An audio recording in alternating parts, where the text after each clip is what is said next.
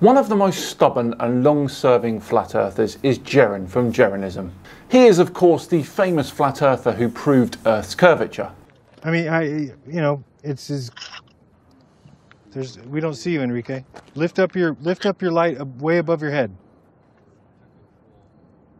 Interesting. And he is still churning out the flat earth content in the hope that he will reach 2 or 3 people maybe. One of his more recent videos though caught my eye, and as usual, he's looking at the curve.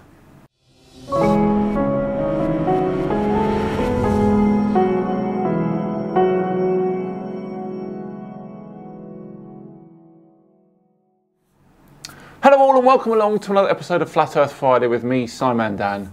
Thank you very much for joining me. Today's video is sponsored by Raid Shadow Legends. Huge thanks to them. There is a lot of exciting stuff coming to Raid. If you haven't started playing yet, what are you waiting for? Use my link in the description or scan the QR code here to get some insane bonuses. We are talking an epic champion, Kellen the Shrike, as well as other useful things too, of course.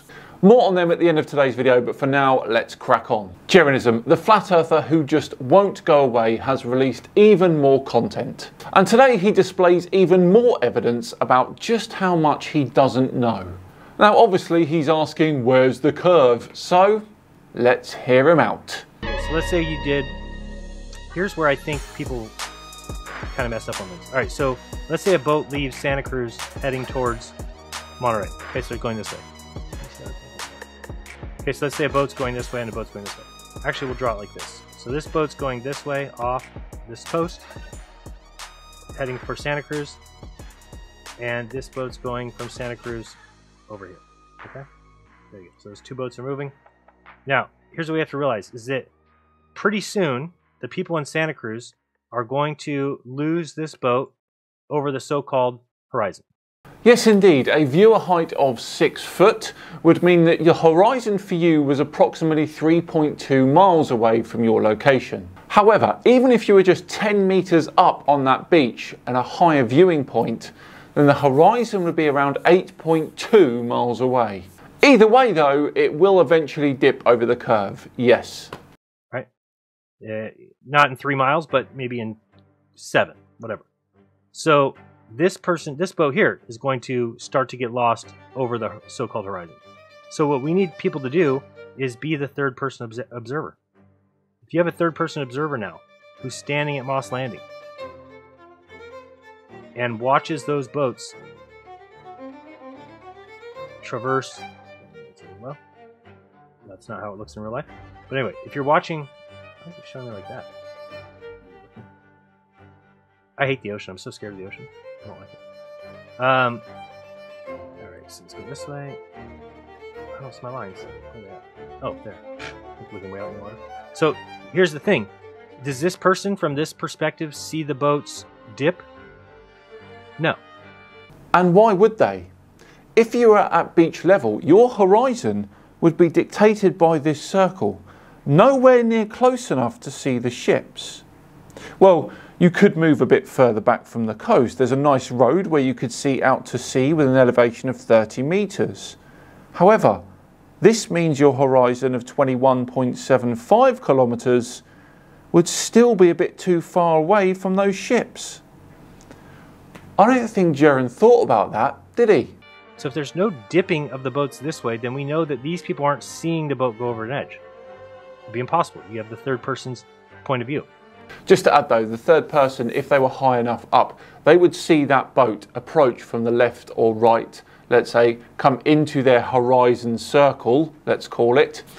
It would travel along the horizon in front of them and then pass out of their view again as it went over the horizon. The Earth is way too big and we are way too small to see any curve from left to right in this scenario. What this person would prove is that both boats are just going straight across. That's it.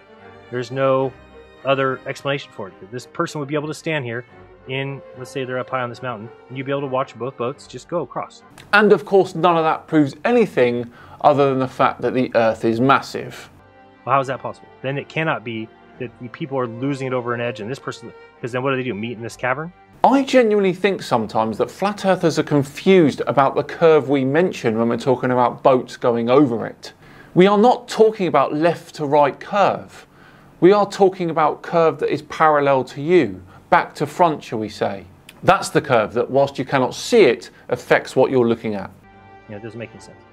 So, that's creepy. You can see the ocean floor like that. Notice how, as he zooms out, the curve appears. If you even believe that. I was reading the other day about this false bottom that they found, that they say moves up and down every night, and it's like, throws off their sand. They don't even know how deep it is in those areas because it's a false bottom that's made of, they think it's made of fish and shrimp. It sounds crazy. They come up to feed every night. But that's what they think. Alright, so that's good there. Was there anything else we wanted to do on here? I don't remember. I don't think so. Again, if you don't know the east-west problem, as quickly as possible to explain it. Oh, the east-west problem. What is that? It's just that north-south is different than east-west. North-south are absolutes. So if you go here, that's going to be south of this guy at 180 degrees. And then if you come back here, going this way, it's going to be 0. Okay, so they're complete opposites, polar opposites. But the east-west does not work that way, and they never told us that. So if you start here in California and you go east, you're going to quickly realize, oh shit, east is down here. Why is that? So east is there. Okay, that's the east line. So if you went here and then measured back west, it should be there, at least in my opinion. But if you go that and do that, 270 west is there. Ah, yes, an unfortunate coincidence of thinking that the US is at the centre of the Earth. Look what happens when I draw 90-degree easterly headings from different points on the globe.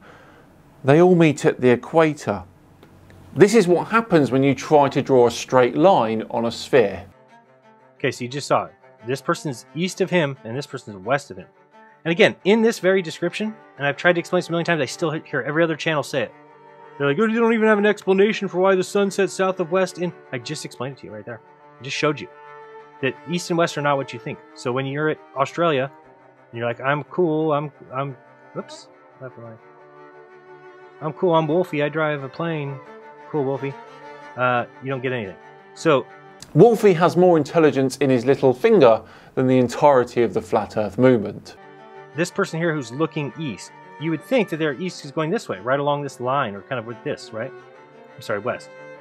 And what is actually true is that west would always be pointed at the equator. So 270 west is there. Okay? So now you can start to see where if this person is looking there and the sun is setting, say, in line with this line, which it does during the winter solstice, well, it's going to look south of east. Sorry, south of west. So if the sun is rising, it's going to rise on the other side. But on this side, if it's setting, again, which is where they have problems, oh, it sets south of west, south of west. Yeah, because look at this guy's west. So if the sun stays on this path, which we know it does, then what do you think is going to happen? It's going to look like it went south of west, and therefore people will all dismiss the AE map. And I call that dumb. Well, I think it takes one to know one, Jeran. Have a look at this. The sun sets on the winter solstice in Perth at a heading of 297 degrees. That's represented by the yellow line here. The red line is 270 degrees due east, and the orange line is the heading of the sun during the summer solstice in December, and that's at 240 degrees. It's almost like the Earth is a globe and it tilts, isn't it? Wow, Jeran, just wow. I never fail to be flabbergasted by your videos, and they actually cheer me up because it means I still have a job to do. Well, there we go, a fascinating look at Jeran's Google Earth skills there, but for now we are all done and dusted for another Flat Earth Friday video. And a huge thanks again to Raid for sponsoring today.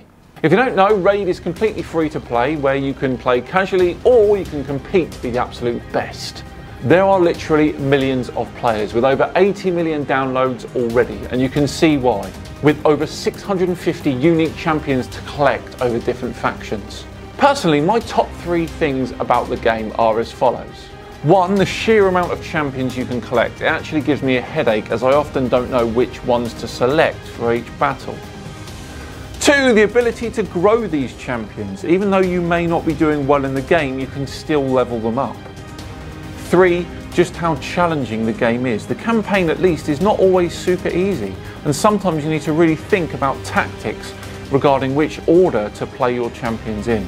And of course, love is in the air, even in the world of Raid. New players can enjoy a special Valentine's themed adventure called Raid's Love Quest. I'll put instructions in the description on how you can get involved with that. But if you're an old Raid player, you can still share the love too. Use special promo code StValentine23, which everyone can use, to get a special Valentine's gift from Raid to you. With all this exciting stuff and more coming from Raid, if you haven't started playing yet, then what are you waiting for?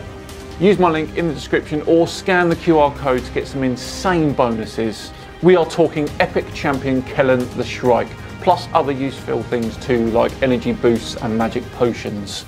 Right, thank you so much for watching today. It truly is appreciated. If you enjoyed it, please do consider subscribing to the channel. We've just hit 470,000 subscribers, 30,000 to go to get to 500,000. And of course, if you really enjoyed it, hit that like button too. I've been Simon Dan. Have yourselves a great weekend, and I'll see you all on Tuesday for the return of Brian Staveley and his Mandela Effect madness. See you then.